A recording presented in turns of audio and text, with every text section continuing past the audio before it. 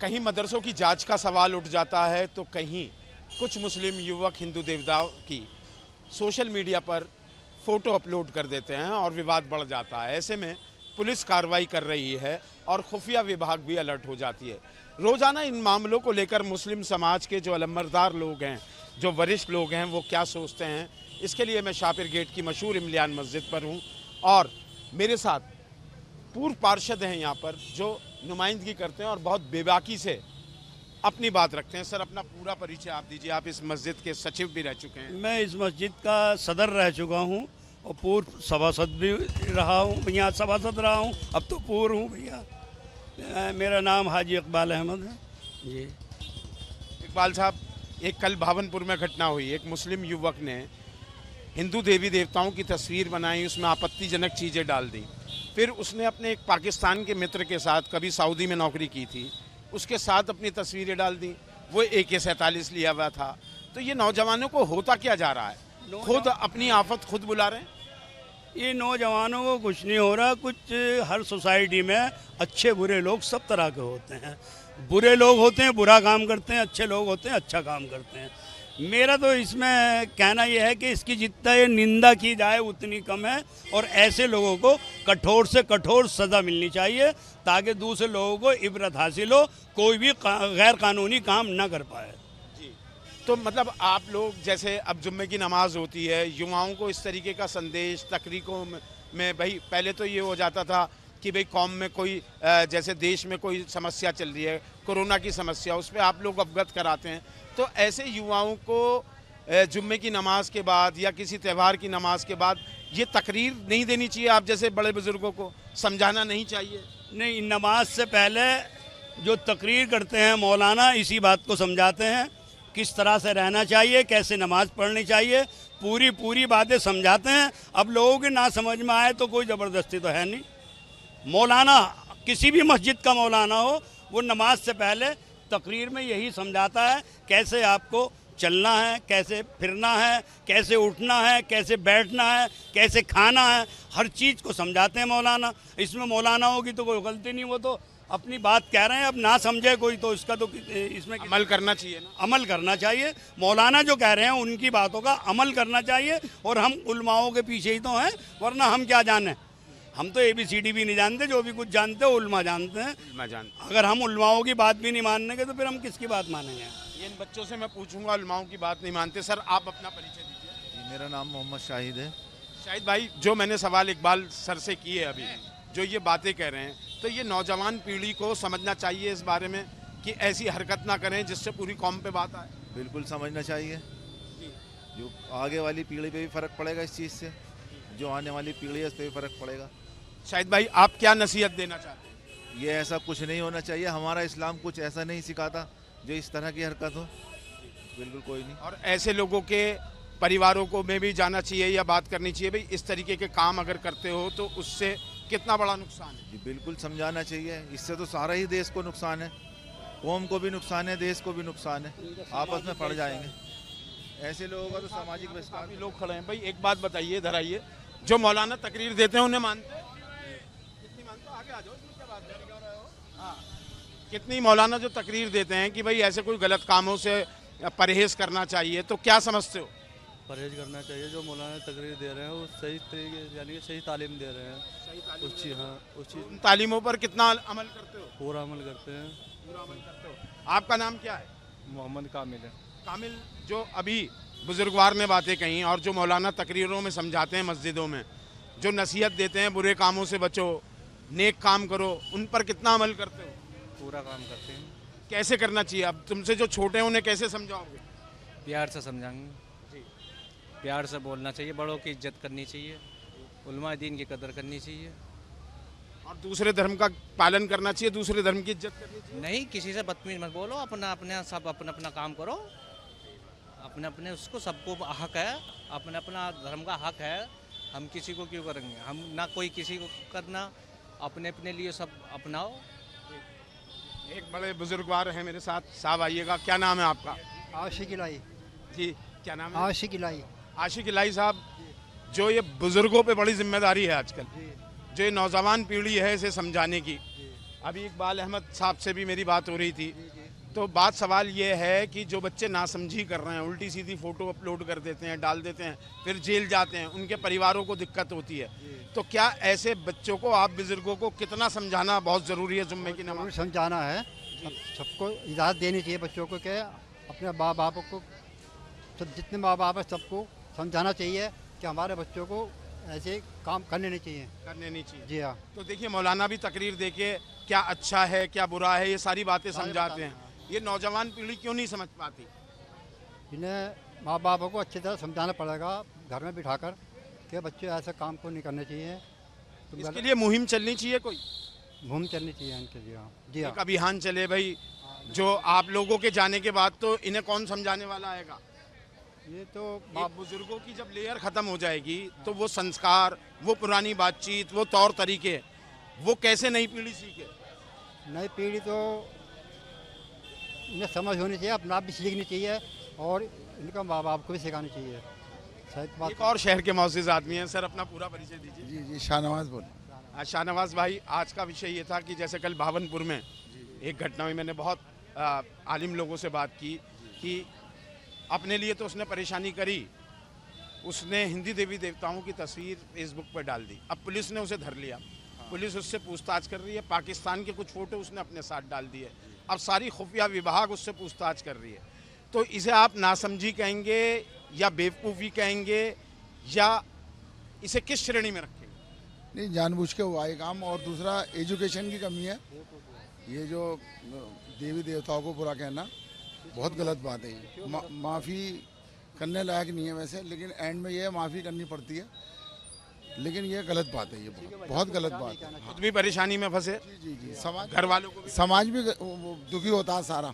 जो आदमी सुनते हैं कि भाई मुसलमान के साथ में ऐसा हो रहा, चाहे वो गलत करा उनने, लेकिन दुखी होते हैं यार, मुसलमान हमारे गलत काम कर रहे हैं, समझिए नहीं, और उससे दूसरे मुसलमानों को भी परेशानी होती है। तो ये दूसरे मज़हब के बारे में इस तरीके की बातें करना और बहुत गलत बात है, ये सम्मान करना चाहिए। जी जी। आपको लगता है शहनवाज भाई कि जिस तरीके से जमात में जुम्मे की नमाज होती है या फिर ईद की नमाज होती है, हफ्ते में एक मौका होता है जब एक पूरी जमात में हम नमाज पढ़ते हैं, तो ऐसे समय में एक तकरीर इस बारे में होनी चाहिए आजकल? होनी चाहिए, बिल्कुल होनी चाहिए। और मुसलमानों में तालीम की बहुत कमी है, मुसलमान बच्चे पढ़ते नहीं हैं, माँ बाप भी नहीं पढ़ाते हैं मुसलमान। वो मतलब कहने का ये ध्यान ही नहीं रखते हमारा बच्चा कहाँ है। रात को 11 बज जाते हैं, 12 बज जाते हैं, चाय वाले की दुकान पर चाय पीते हैं, सारे टोटल मुसलमान बच्चे होते हैं ये। और बच्चे क्या होते हैं, जवान है, कोई 18 साल का, कोई 20 साल का, कोई 50 साल का, सब रातों को सारी रात मुसलमान बच्चे सड़कों पे घूमते हैं। उनके घर वालों को ये नहीं पता होता कि हमारे नौजवान कहाँ हैं, नहीं काम नहीं करते, कुछ नहीं करते हैं रातों को। वो मतलब कहने का ये है कि चाय वाले की दुकान पे कोई वो खा रहा है, क्या नाम है, तंबाकू, कोई दरबार खा रहा है, कौन कौन से दरबार हैं वो, राज दरबार, दिल्ली दरबार, समझिए नहीं, सब बिल्कुल माशरा ख़राब है मुसलमानों का, बिल्कुल माशरा ख़राब है। तो सरकार आई है, नहीं सरकार जो अभी है इसमें मुसलमानों में सुधार आ रहा है आहिस्ता आहिस्ता इस सरकार के आने से, क्योंकि मुसलमानों को चाहिए डंडा, समझिए नहीं, जब तक सख्ती नहीं होगी, जब तक हम सही रास्तों पे नहीं आनेंगे, समझिए नहीं, हम जो है बिना पट्टे के वो हो रहे हैं बैल, तालीम हमारे अंदर नहीं है, हम अपने बड़ों की बात नहीं मानते, समझिए नहीं। तो इसलिए मुसलमानों को समझना चाहिए, नमाज पढ़ें, बड़ों की बातें सुने, जमात वाले क्या कह रहे हैं उनकी बातें सुने, और गलत कामों से बचें। रातों को 12-12 बजे तक जागते हैं, सड़कों पे बैठते हैं, ये सारी चीज़ें गलत हैं। लोगों को ईशा के बाद में अपने अपने घरों में जाना चाहिए। ये शाहनवाज भाई थे, लेकिन एक और यंग हैं हमारे साथ जो कह रहे हैं कि वो शाहनवाज भाई के साथ सहमत नहीं है। क्या नाम है साहब आपका? मोहम्मद मुजेर अंसारी। अंसारी साहब, आपका क्या कहना है? हमारा कहना यह है कि हर तबके के बच्चों को सिखाने की ज़रूरत है, खाली मुसलमानों के बच्चों को नहीं, सबके बच्चों को, हिंदू और मुस्लिम हो, इससे कोई फ़र्क नहीं पड़ता। और हर किसी को हर किसी के मजहब की जो है ना इज्जत करनी चाहिए। वो जरूरी नहीं मुसलमान ही करेगा, हिंदू को भी मुसलमान की करनी, मुसलमान को हिंदू की करनी। बिल्कुल, ये बात है सच, दोनों तरफ से है। ऐसा नहीं है लड़के जो सड़कों पर घूम रहे हैं, बाइक स्टैंड कर रहे हैं, वो मुसलमान ही, उन पर कोई तबका नहीं लगा हुआ। आप उनको रोक के देखो, उनमें हिंदू भी है, मुस्लिम भी है। एक किसी धर्म को टारगेट करना, ये मैं मानता हूँ ठीक नहीं है। ये सबके लिए, जो हिंदुस्तान में बच्चे हैं, सबके लिए एक ही बात है। बच्चे वो किसी के भी हो, मुसलमान को, हिंदू को, वो हिंदुस्तान का बच्चा है, इससे कोई मतलब नहीं, मजहब का कोई मैटर ही नहीं है। जो गलत है वो गलत है, जो सही है वो सही है, चाहे वो किसी भी मजहब का हो। तो हर किसी को कुछ समझाना चाहिए। हमने वीडियो देखी, आपने बताया कि मुसलमानों की कुछ ऐसी वीडियो निकली, हमने खूब हिंदुओं की भी देखी, वो भी गलत है, ये भी गलत है। हम किसी को सही नहीं कहने के। किसी ने वीडियो डाली, किसी के धर्म के बारे में टिप्पणी करी, वो गलत है।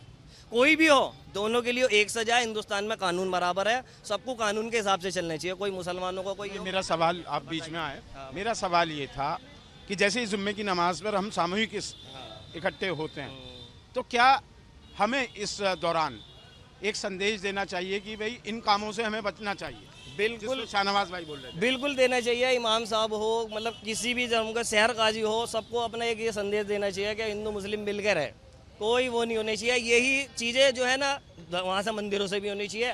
लेकिन अक्सर हम देखते हैं कि वहाँ से जो है ना, वहाँ से जैसे हमारे यहाँ से जुम्मे के बाद लोग निकल जाते हैं, वहाँ से भी इसका कारण क्या लगता है, क्यों बढ़ रही है ये चीज़ें? ये तो सिर्फ राजनीति की बातें है, ये पक्की बात है, हर किसी को पता है, ये मुसलमान हो हिंदू है सबको पता है। लेकिन फिर भी उनके चक्करों में हमारी पब्लिक, नौजवान हो या बूढ़े हो, उससे कोई वो नहीं होता कि नौजवानी हो रहे।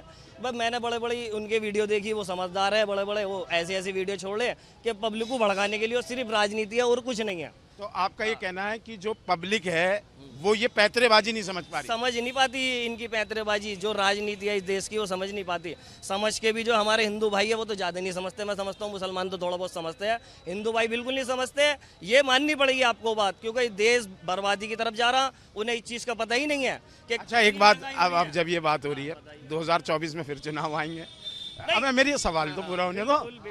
तो पढ़े लिखे उम्मीदवार को कितनी वोट हिंदू या मुसलमान देते हैं, बात वोटरों की हो रही है, ठीक है, और पूरी क्लास कहाँ पे वोट दे रही है, पूरी जमात कहाँ पर वोट दे रही है, इस पर आदमी वोट देता है या इसे देख के देता है? बता दो तुम ये बात। वोट हमेशा ही देख के देनी चाहिए कि कौन हिंदुस्तान के हित में काम कर रहा है, ना कि कोई धर्म के हिसाब से काम कर रहा होना तो चाहिए, लेकिन होता नहीं। सर आप बता दो, आप पहले भी मेरे से बात कर चुके हो, ये बताइए कि धार्मिक कट्टरता ये कितना बड़ा इस समय देश के लिए दुर्भाग्य की बात है? काफ़ी बढ़ चुका, पहले से काफ़ी बड़ा है, दोनों तरफ से ही काफी बढ़ गया है। जी दोस्त। इसकी वजह क्या मानते हैं आप? हम तो इस बारे में कुछ कह नहीं सकते ना, इस चीज़ के बारे में। नहीं, एक आम आदमी हो, वोट देते हो आप, इस देश के नागरिक हो, आप क्यों नहीं कह सकते? जैसे अंसारी साहब को बोलने का है, कैसे आपको बोलने का हक है?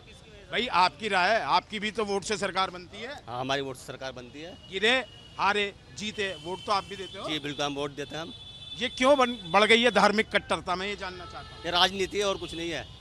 राजनीति। भाई तुम्हारा भी यही मानना है क्या? हम बिना पढ़े लिखे हमें पता नहीं। इससे क्या मतलब है?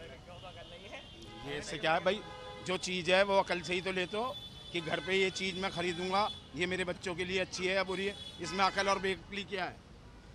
हाँ, भाई कट्टरता अच्छी है बुरी है, ये बताओ। ये तो बुरी है, बुरी है, बुरी है, मानते हो? बुरी मानते हैं। देखिए ये भी नमाज पढ़ के अभी आ रहे हैं। साहब क्या नाम है आपका? मेरा नाम सलीम फरीदी है। सलीम फरीदी साहब, ये धार्मिक कट्टरता क्या इसे नासूर मानते हो? नहीं, ये बड़ा वाला नासूर है, बहुत बड़ा वाला नासूर है। कितना बड़ा नासूर मानते हो? ये बहुत बड़ा नासूर है। इन्हें तो देश का नाश करके फेंक दिया। बिल्कुल बिल्कुल देश नहीं होना चाहिए ना, नहीं होना चाहिए कट्टरपंथ। मुस्लिम समाज से धार्मिक कट्टरता, क्योंकि हम तो अपने समाज की बात कर सकते हैं, मैं हिंदू हूँ तो मैं हिंदू समाज की बात करूँगा, आप मुस्लिम हैं तो मुस्लिम समाज की बात। तो इसे रोकने के लिए क्या होना चाहिए? इसे रोकने के लिए तमाम हमारे बड़े छोटे आदमी सब मिलकर इसका इत्तेफाक करें। हिंदू मुस्लिम सिख ईसाई सब मिलकर इस पर इत्तेफाक करें। कोई ये धर्म को नेतागर्दी में ना लाएं, बिल्कुल भी ये आपस में भाईचारा बना के रखें। इसी से हमारा देश कामयाब होगा और इसी से हमारा देश पहले भी कामयाब हुआ। राजनीति थी पहले भी, जब देश आज़ाद हुआ हमने सब ने, हिंदू मुस्लिम सिख ईसाई ने सब ने कुर्बानी मिल के दी, इसीलिए हम कामयाब हुए। और आज ये कट्टरता हमारे अंदर पैदा कर रहे हैं, नेता लोग पैदा कर रहे हैं, तो इसलिए ये देश बर्बादी की तरफ जा रहा है। रोज़गार से हर आदमी बर्बाद हो गया और धार्मिक उन्माद पैदा कर दिया लोगों ने, जो नहीं होना चाहिए। कुल मिलाकर इमलियान मस्जिद के बाहर था और मेरठ के मुस्लिम धार्मिक कट्टरता को किस नज़रिए से देखते हैं, किस चश्मे से देखते हैं, ये बेबाक राय आपने हमारे साथ सुनी। वीडियो जर्नलिस्ट नवीन पाल के साथ अभिषेक शर्मा, मेरठ न्यूज़ नेशन।